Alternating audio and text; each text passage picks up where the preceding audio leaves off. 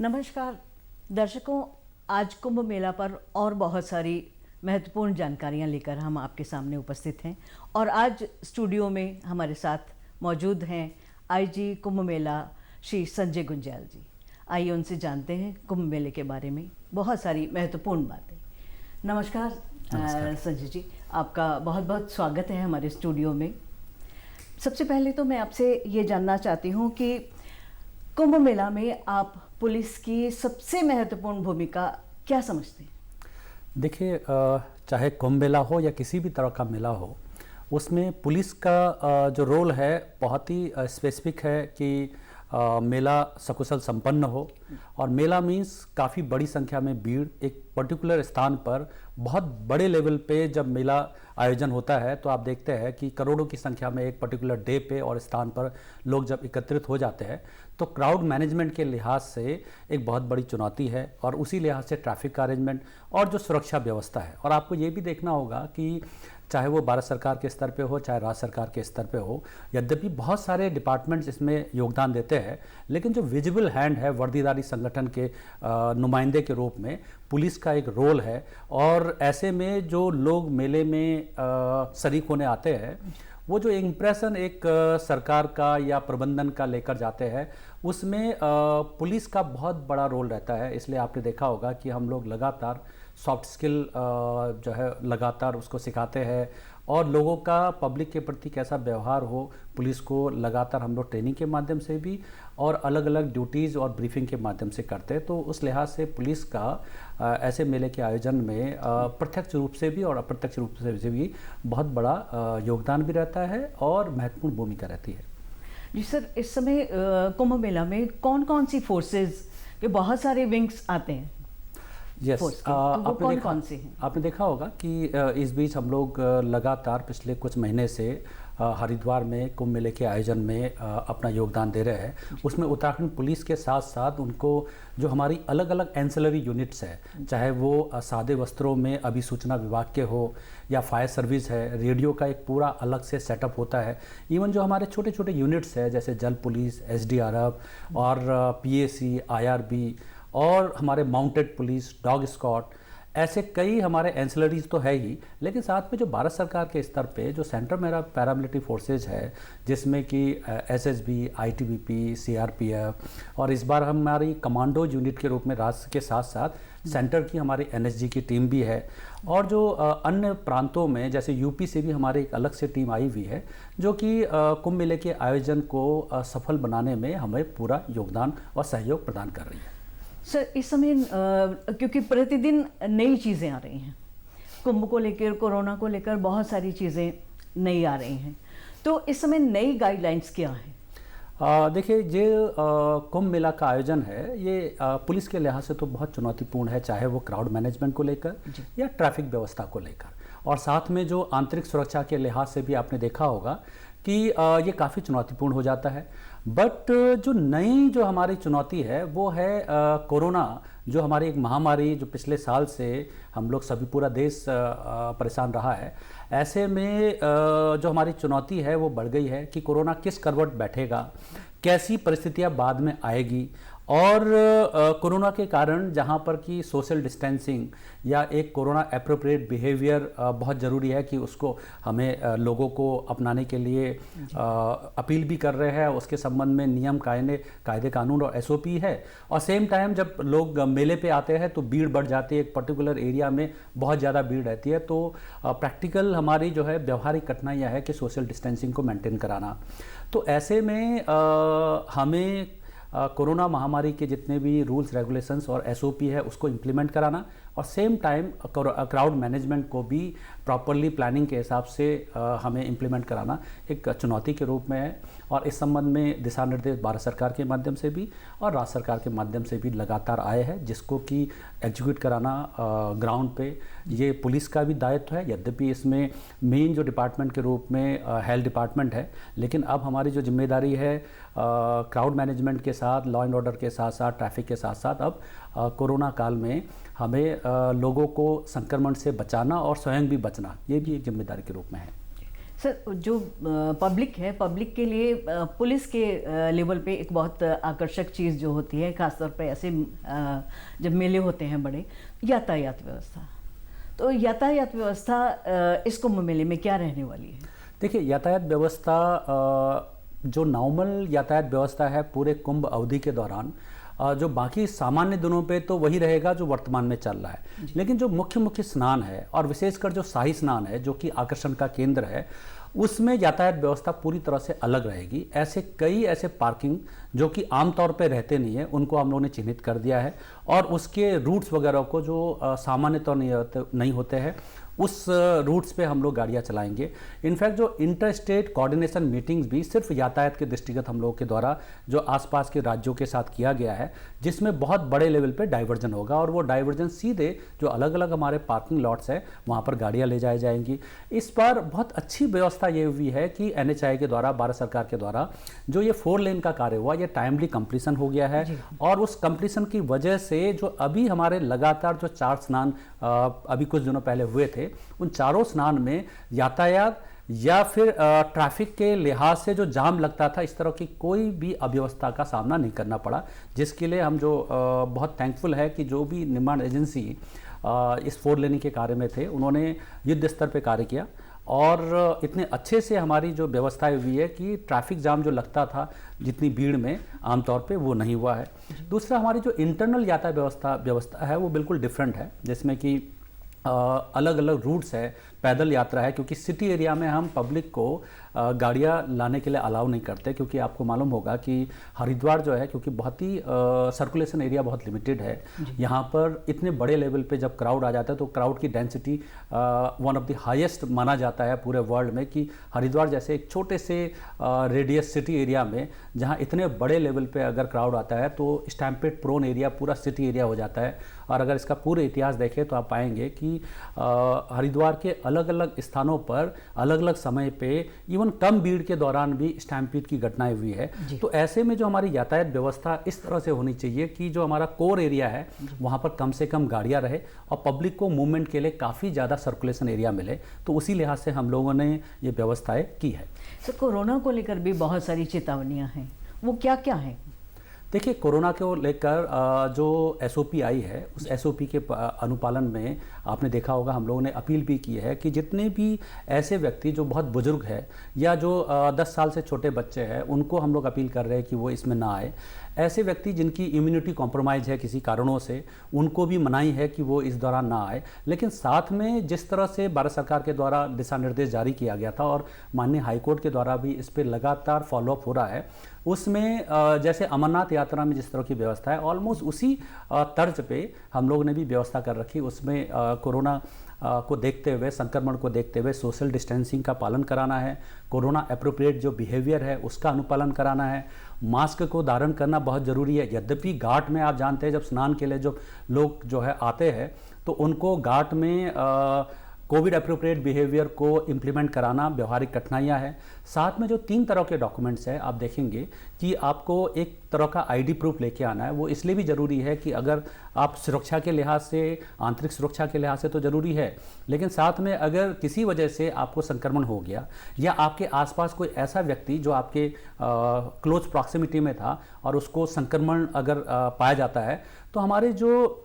Follow up action के रूप में सर्विलांस और जो बाद में कॉन्टैक्ट ट्रेसिंग है वो बहुत आसान हो जाएगा अगर आपका ID हो। उसके साथ में अगर आप 72 आवर्स पहले, हरिद्वार आने से पहले कुंभ मेला अवधि के दौरान आपको corona negative RT-PCR test mandatory है, बिना उसके प्रवेश पे मनाही है। और साथ में आपको किसी तरह का कंपलसरी मेडिकल सर्टिफिकेट कि जो कि आसपास के किसी भी मेडिकल ऑफिसर से या एक्सपर्ट से वो सर्टिफिकेट भी ज़रूरी है। और इसके लिए हम लोगों ने एक पोर्टल भी बनाया है। वो पोर्टल अभी तो एक्टिवेट नहीं होगा, लेकिन वो पोर्टल जब कुंभ मेला अवधि का नोटिफिकेशन जो कि 1 अप्रैल से है और 30 अप्रैल तक, उस दौरान जो भी व्यक्ति आएगा कुंभ मेला क्षेत्र में, उनके लिए पोर्टल में एंट्री ज़रूरी है और उसमें जो पास जनरेट होगा वो ऑटोमेटिक है। जैसे ही आपने ये तीनों तरह के डॉक्यूमेंट्स को अपलोड किया, एक टच के माध्यम से उसकी अवेलेबिलिटी नेट पे रहेगी और उसे अलग अलग जो कुंभ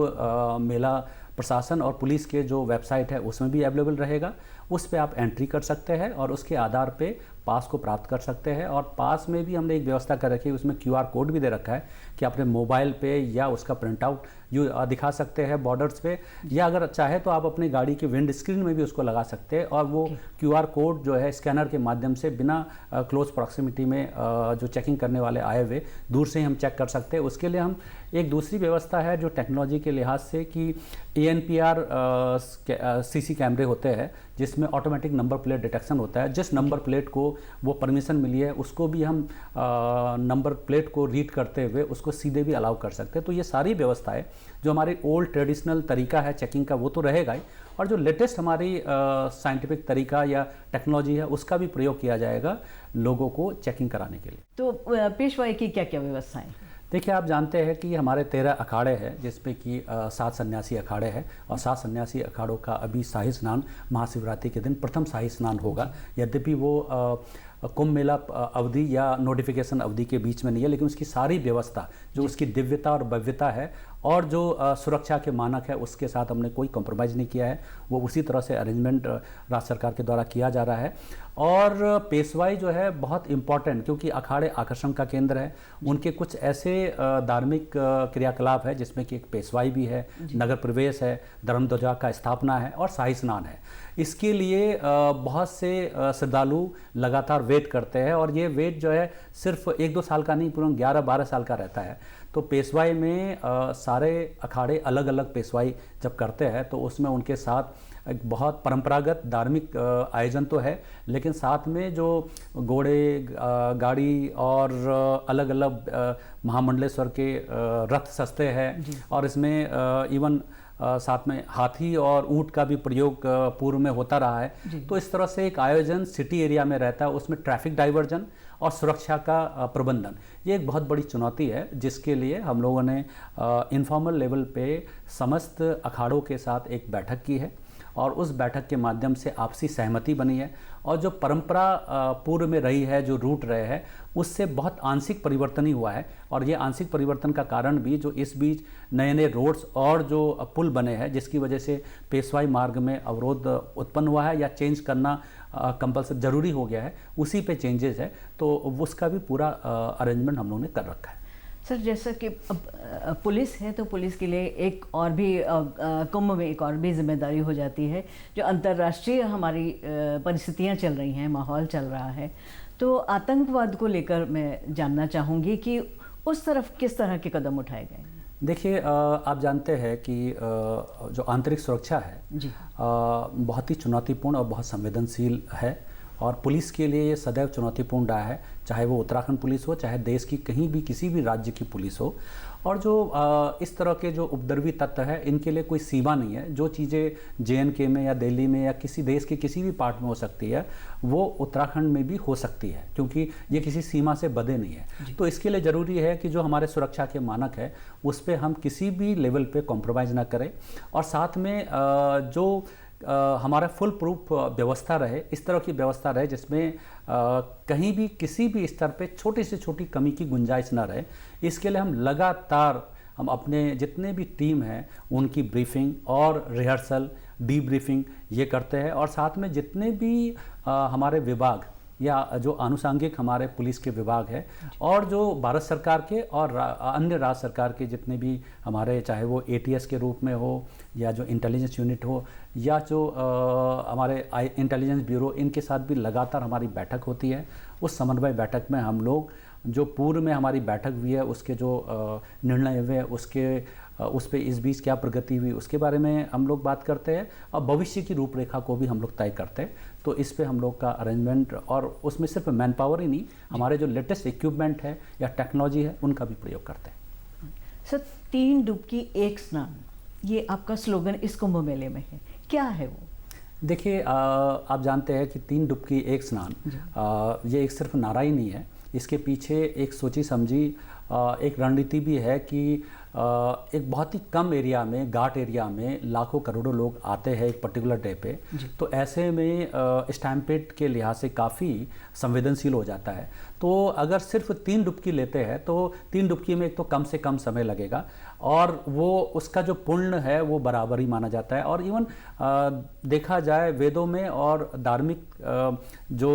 के लिहाज से भी जो 3 डुबकी है ब्रह्मा विष्णु महेश से जोड़ते हुए पूर्व में भी इसका प्रावधान रहा है कि अगर आप 3 डुबकी लेते हैं तो इसका जो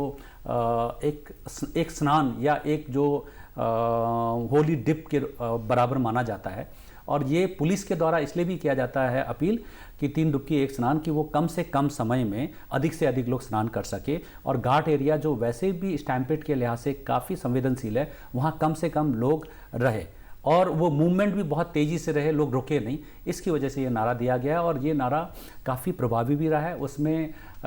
सिर्फ पुलिस के द्वारा अपील नहीं किया जाता है, जितने भी हमारे साधु महात्मा संत महात्मा हैं, महामंडलेश्वर है, उनके माध्यम से भी ये अपील श्रद्धालुओं को, जो लोग देश के विभिन्न कोने से आते हैं, उनको भी ये किया जाता है। सर, बहुत सारी स्वयंसेवक संस्थाएं होती हैं जो कुंभ मेलों में या अन्य मेलों में पुलिस की सहायक होती हैं, जैसे रेड क्रॉस है या और दूसरी कई संस्थाएं ऐसी, एनसीसी है। तो क्या उनसे भी कोई सहायता ली जा रही है? आपने देखा होगा कि इवन हमारे माननीय प्रधानमंत्री जी के द्वारा भी अपील किया गया था कि डिजास्टर और अन्य कार्यों में जो बाकी स्वयंसेवी संस्था है, एनएसएस है, एनसीसी है, और कोरोना काल में इनके द्वारा बहुत अच्छा योगदान भी दिया गया था। इसी क्रम पे कुंभ मेला आयोजन में सुरक्षा व्यवस्था में और ट्रैफिक और क्राउड मैनेजमेंट में भी हम लोग इस तरह की समझ जितनी भी संस्था है उनसे अपील कर चुके हैं। उनके साथ लगातार मीटिंग हुई है और हमें काफ़ी बड़ी संख्या में लोगों ने अपनी विलिंगनेस दी है कि वो इस दौरान हमें अपना पूरा सहयोग देंगे और मुख्य शाही स्नान में इनके द्वारा फिजिकली वहाँ आकर हमें हमारे साथ कंधे से कंधा मिला करके पुलिस व्यवस्था को सुचारू रूप से संपन्न कराने में, चलाने में अपना सहयोग देंगे। और पुलिस वहीं तभी ज़्यादा प्रभावी हो सकती है जहाँ पर कि पब्लिक का सपोर्ट मिले, और इन्हें हम स्पेशल पुलिस ऑफिसर के रूप में नियुक्त करेंगे, जो कि उत्तराखंड पुलिस एक्ट के एक प्रावधान के रूप में है। उन्हें वो सारे सुविधाएं जो कि एक पुलिसकर्मी को अपनी ड्यूटी को निष्पादित करने के लिए, संपादन करने के लिए मिलता है, वो सब दिया जाएगा। और ये व्यवस्था अभी हमने कुछ पूर्व के एकादश स्नान में किया था और ये काफ़ी प्रभावी साबित हुई है। सर, ये चाइल्ड फ्रेंडली कुंभ क्या है?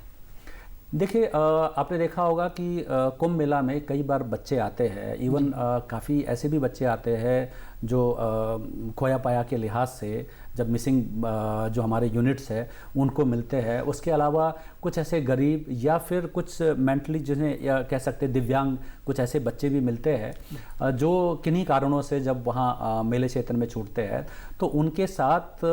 सिर्फ कानूनी तौर पे नहीं, जो उसका सामाजिक और मानवीय पक्ष है उसको देखते हुए उसको डील किया जाए। उसमें हमारे पास कुछ स्वयंसेवी संस्था है जो कि इस क्षेत्र पे कार्य कर रहे हैं और बहुत अच्छा कार्य कर रहे हैं, उनका भी सहयोग लिया गया है। और जो हमारे पुलिसकर्मी हैं उनकी भी अलग से हम लोगों ने ट्रेनिंग दी है उन सभी एक्सपर्ट के माध्यम से, ताकि जो हमारा अप्रोच रहे सिर्फ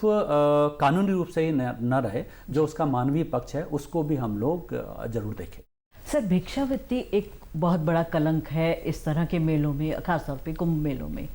भिक्षावृत्ति और शराबबंदी और बहुत सी छोटी छोटी चीज़ें, जैसे टेम्पो का किराया है, उन सारी चीज़ों को लेके मनमाने रेट हैं, ये छोटी छोटी चीज़ें जो कुंभ मेले में जनता से जुड़ी होती हैं,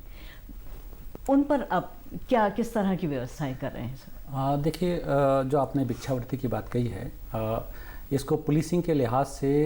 भिक्षावृत्ति को कानूनी दृष्टि से न देखते हुए इसको सामाजिक और मानवीय पक्ष को के हिसाब से हम लोगों ने इसको डील किया था। और इस पे जितने भी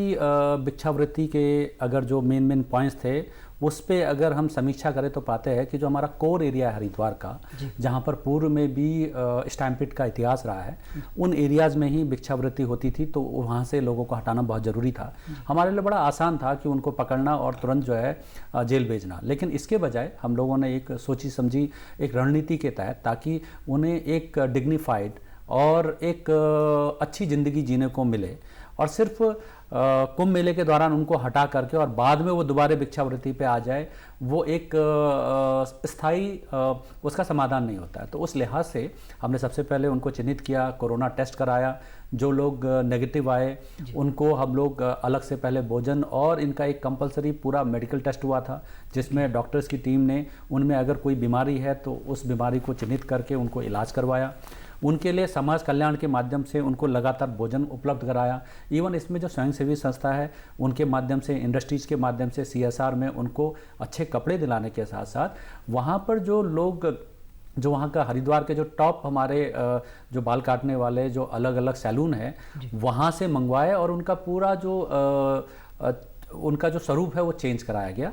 उसके बाद हम लोगों ने उन्हें अलग अलग ट्रेड के लिए उन्हें ट्रेनिंग दी, जिसमें कुछ लोगों ने कारपेंटर का काम कर रहे हैं, कुछ लोग भोजन बनाने का, मोस्टली लोग भोजन बनाने में इन्वॉल्व है। और उत्तराखंड पुलिस के जितने भी मेस वहाँ पर चल रहे, क्योंकि वहाँ पर हमारे पास 28 थाने नए बने हैं, उन थानों में अब मेस में ये लोग खाना बनाने का कार्य करते हैं या अन्य कार्य करते हैं। और क्योंकि अधिकांश के पास किसी तरह का चाहे वो आधार कार्ड या ID नहीं था, उनका वेरिफिकेशन करने के बाद हम लोगों ने उनका आधार कार्ड बनवाया है। उनके क्योंकि जो उनको सैलरी दी जा रही है पुलिस के द्वारा, वो सैलरी हम सीधे नहीं दे सकते थे, तो अकाउंट में ही जा सकता, तो उनका अकाउंट खोला गया है। और उससे सिर्फ उनका ही जीवन नहीं सुधरा है, इवन जो उनके पारिवारिक सदस्य हैं उनके जीवन में भी गुणात्मक सुधार आया है। और ये सिर्फ मेले अवधि तक ही नहीं रहेगा, इसके लिए हम लोगों ने जितने भी हमारे